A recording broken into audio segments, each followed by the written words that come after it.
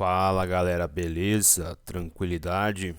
Estamos nós aqui para mais uma aulinha de sociologia hoje.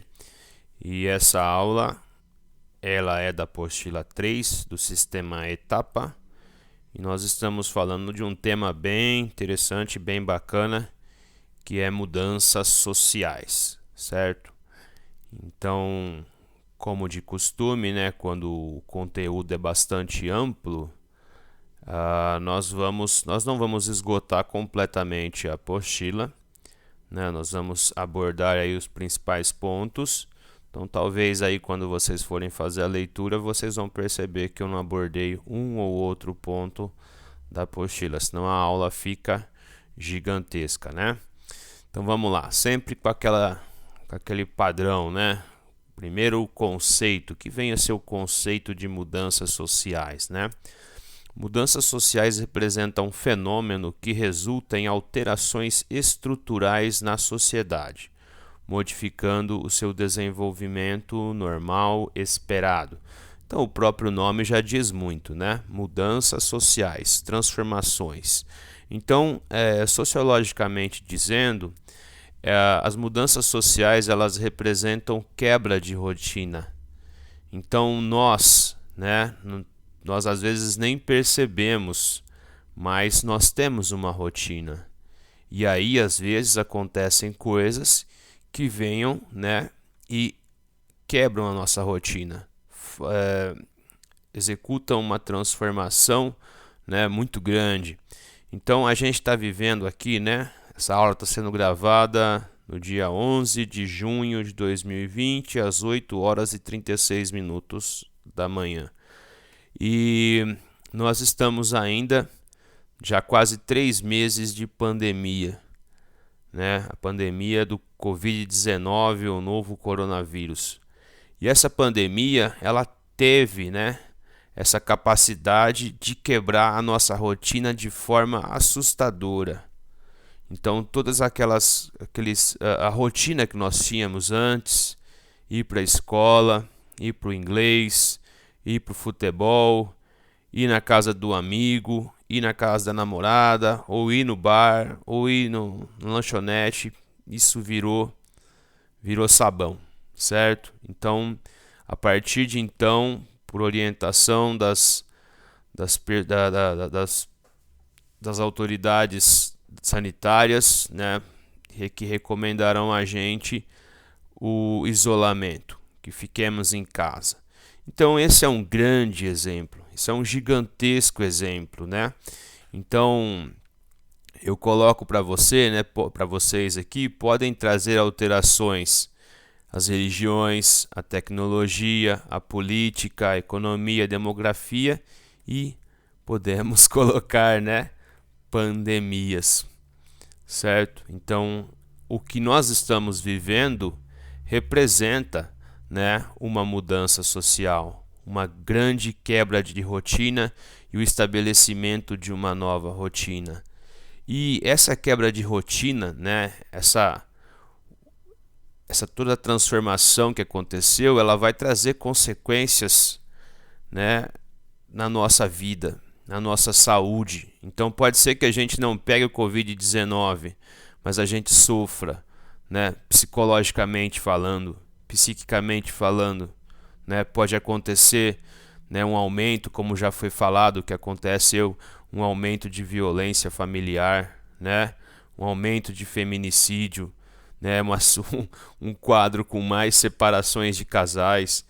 Então percebam, né?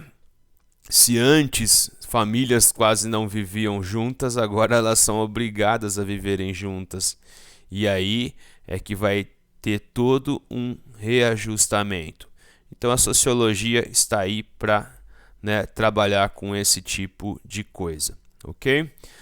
As noções iniciais. Segundo o nosso querido Florestan Fernandes, né, um dos pais da sociologia no Brasil, né, os padrões e os ritmos de mudança variam de uma civilização para outra.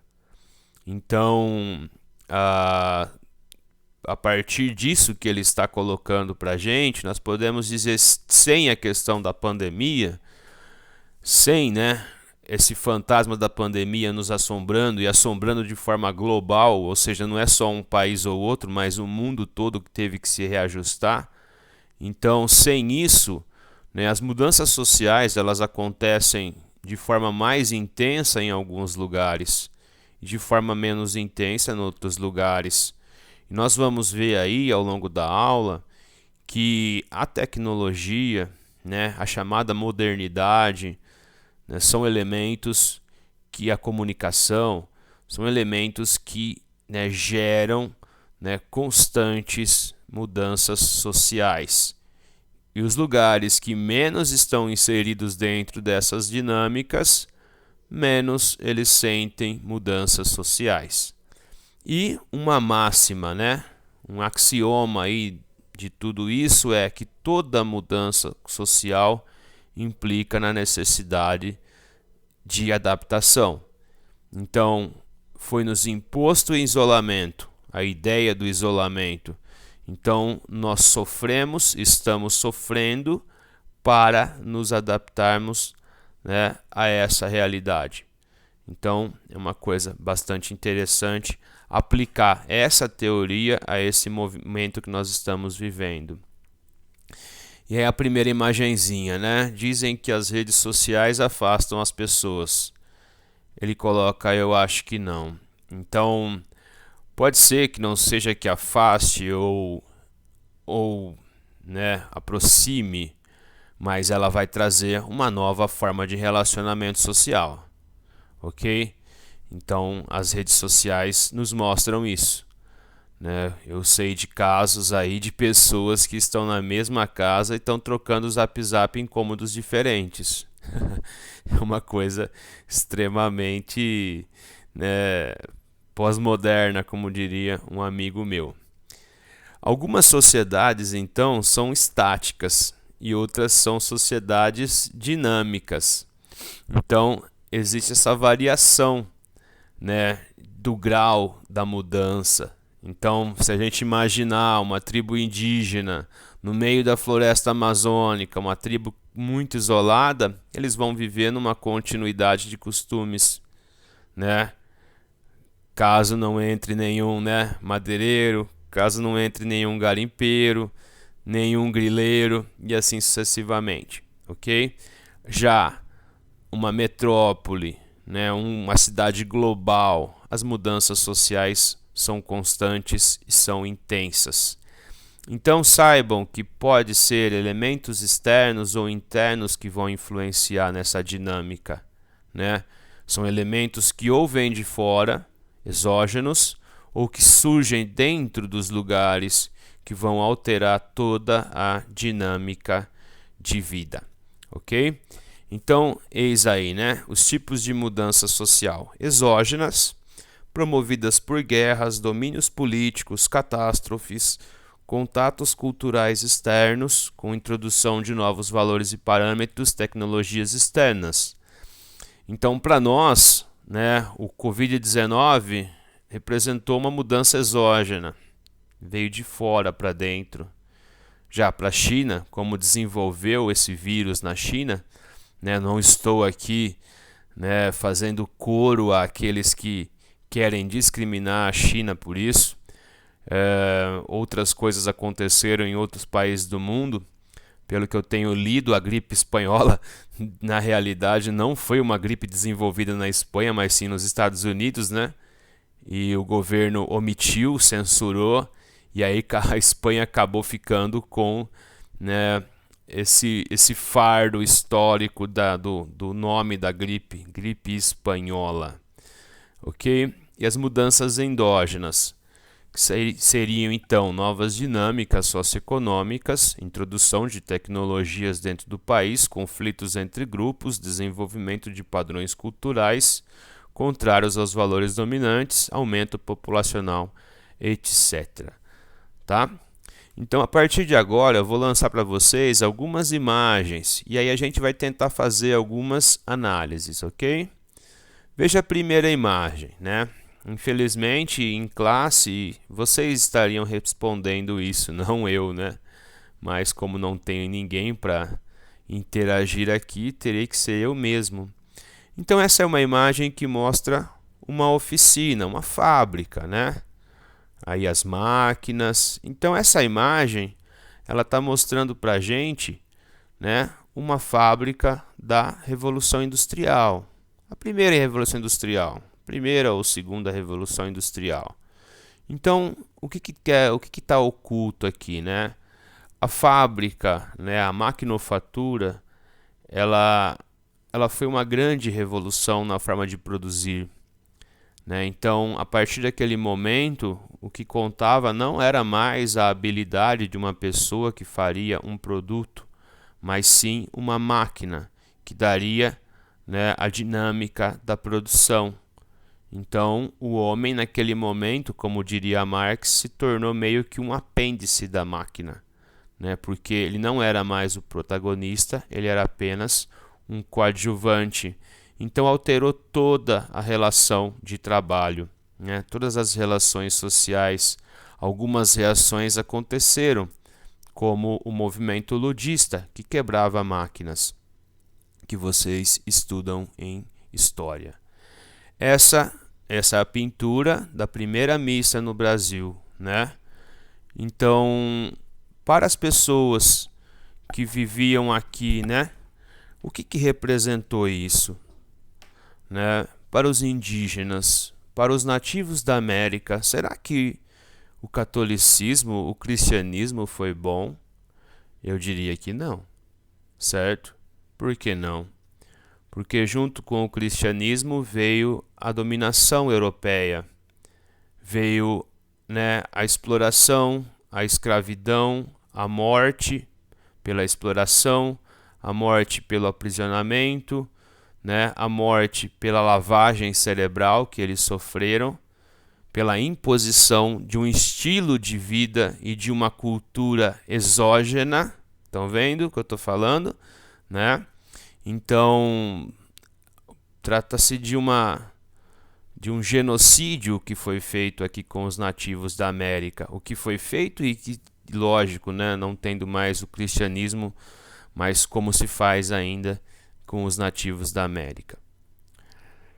Veja, né?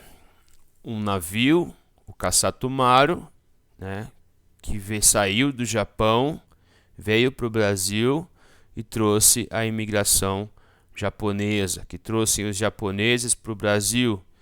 E esses japoneses aqui se instalaram, aqui trabalharam e colocaram, né, a sua cultura dentro da nossa cultura, ok? Costumes, né, valores, a comida, etc. e tal. Esse, né, já é um elemento endógeno, porque mostra, né, o rompimento da barragem de Mariana. Então, um acidente, né, um crime ambiental cometido por uma empresa que literalmente varreu do mapa uma comunidade. Então, isso, para aqueles que sobreviveram, vai ficar marcado eternamente, ou enquanto eles estiverem em vida, né? Então, toda a situação, né? Não temos muito tempo aqui para aprofundar nesse debate, mas, né, imagine, se coloque no lugar daquelas pessoas e ter que sair desse lugar, perder pessoas, ir para outros lugares. A economia local ela foi afetada, apesar, além de perder, né, pessoas próximas, ter que conviver com assédio de outros, né, porque o trabalho foi paralisado, isso afetou a vida de outras pessoas. Então eles passaram aos olhos de algumas pessoas da sociedade de vítimas a bandidos, né? Então, gerando toda uma situação de convulsão social, de contradição de valores, né, na situação que eles viveram. Então, chama a atenção aqui de um sociólogo, né, clássico, que é o Durkheim, que atenta para os perigos de guerras ou catástrofes como essa que nós vimos, como a pandemia, como as guerras, porque elas podem trazer situações de mudança social abrupta, né? E anomia, que seria aquele conceito que ele utiliza em que acontece uma situação de descompasso ou esvaziamento entre normas, realidade e até podemos colocar valores, certo? Então, e a partir disso, né, podem haver situações de confronto, né, de hostilidade dentro da sociedade.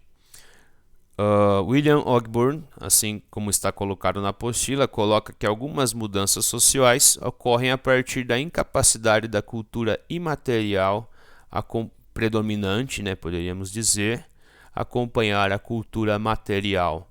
E quando eu vejo uma afirmação dessa, a primeira coisa que me vem à cabeça é a Revolução Francesa. Né? Então, a cultura predominante antes da Revolução Francesa era uma cultura, eram valores estamentais antigos, né? E uma nova sociedade emergia, que era aquela sociedade burguesa, né? Com valores cada vez mais fortes, com uma filosofia iluminista. Então a Revolução Francesa, ela é literalmente um ajustamento entre a cultura material e a cultura imaterial. Ou como Marx diria, né, a infraestrutura com a superestrutura. Ainda naquilo que Durkheim disse, né, eu trago para vocês essa notícia. Eu insisti para que vocês lessem essa notícia. Ela é um texto, né, um artigo, né, uma notícia. É um artigo muito bom. Né, principalmente para aqueles que imaginam fazer psicologia, eu acho que é um texto indispensável, né, um texto da Eliane Brum, e que coloca, que retrata a cidade de Altamira, que foi uma cidade que passou por uma transformação muito grande. Altamira foi a sede da usina de Belo Monte. Então Altamira sai de uma pequena cidade para uma cidade média, com a vinda de muita gente, com a alteração de coisas fundamentais na sociedade, né? E uma cidade que para muitos ficou sem perspectiva. Então, o número de suicídios que aconteceu, que vem acontecendo, é altíssimo. Então, eu recomendo para vocês aí que leiam, que isso pode ser uma notícia que cai aí, né, nos vestibulares. Aqui a imagem da Revolução Francesa, né, que é aquilo que eu dizia a respeito do que o Ogburn colocou. E, né, como nós trabalhamos muito, né, as mudanças oriundas da aplicação de tecnologias, né? Então, se tem um elemento ou uma variável que exerce uma influência contínua no reajustamento das relações, né, sociais, né, ou a relação entre a pessoa e máquina, são as tecnologias, né? Então, essas mudanças, elas são constantes e profundas. E tem até algumas pessoas que colocam que o celular, ele se torna o celular se tornou uma extensão do nosso corpo. Então, tamanha é a importância, né, dele na vida de algumas pessoas. Eu dei uma aula sobre telecomunicações e eu achei, né, uma arte que mostra que as pessoas ficam 9 horas e meia por dia, né, ligadas na internet, principalmente em redes sociais. Então é algo extremamente profundo, né, essa relação, né, entre a pessoa, o homem atual moderno ou pós-moderno, né, e as tecnologias, né? Então isso vai alterar muito o nosso dia a dia. Então tá dentro daquilo que o Bauman coloca, né, de modernidade líquida. As coisas são muito superficiais, são muito breves, né? Não dá tempo de uma rotina se estabelecer, que logo ela muda, né? Então, modernidade líquida pode ser aplicada para várias manifestações da nossa realidade, né? Então, segundo ele, ocupamos um mundo pautado pelo agora, que promete satisfações imediatas e ridiculariza todos os atrasos e esforços a longo prazo. Sobre as redes sociais, né? Bauman, que foi um velhinho que quase viveu 100 anos, né? E ele já havia percebido o fenômeno das bolhas, né? Muita gente as usa não para unir, não para ampliar seus horizontes, mas ao contrário, para se fechar no que eu chamo de zonas de conforto, onde o único som que escutam é o eco de suas próprias vozes, onde o único que veem são os reflexos de suas próprias caras. As redes são muito úteis, oferecem serviços muito prazerosos, mas são uma armadilha. E nós vimos aí, né, que nos últimos anos, principalmente no Brasil, as redes sociais, elas refletem, né, a polarização que a nossa sociedade, né, se inseriu. Ok? Para concluir, né, a apostila ela aborda, né, movimentos sociais modernos. Então a gente vê que a política nem sempre, né, os nossos representantes políticos, eles conseguem ter uma visão ampla das mudanças e dos problemas sociais, né, dos problemas no mundo. Então, muitos movimentos sociais, eles assumem certas pautas e eles esclarecem, eles lançam luz sobre os problemas, eles apontam medidas e fazem pressão, né, nos nossos representantes políticos. Então, desses 4 movimentos aqui, né, um foi o primeiro movimento social moderno, que foi o movimento operário.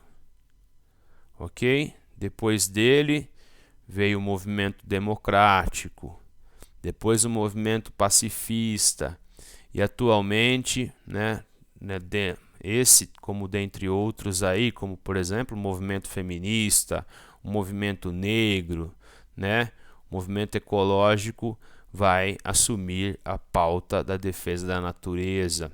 Então no Brasil tem o Greenpeace, SOS Mata Atlântica, né, e tantos outros aí, ok? Então são movimentos indispensáveis, né, para várias frentes de batalha da modernidade, ok? Das transformações que estão acontecendo com os trabalhadores, com o meio ambiente, né, com movimentos que questionam a democracia, né, que querem impor um mundo autoritário para a gente, acham que nos colocar na mão de lideranças populistas, seja de direita, seja de esquerda, de extrema direita à esquerda, seria uma coisa interessante, né? E o movimento pacifista, que foi mais uma coisa dos anos 60, 70 do século passado. Ok? Então, recomendo que vocês leiam a apostila, é um tema muito bacana, é um tema que pode ser, né, abordado nos exames, né, nos vestibulares, nas provas, ok? Então, um abração para vocês, tudo de bom e até a próxima.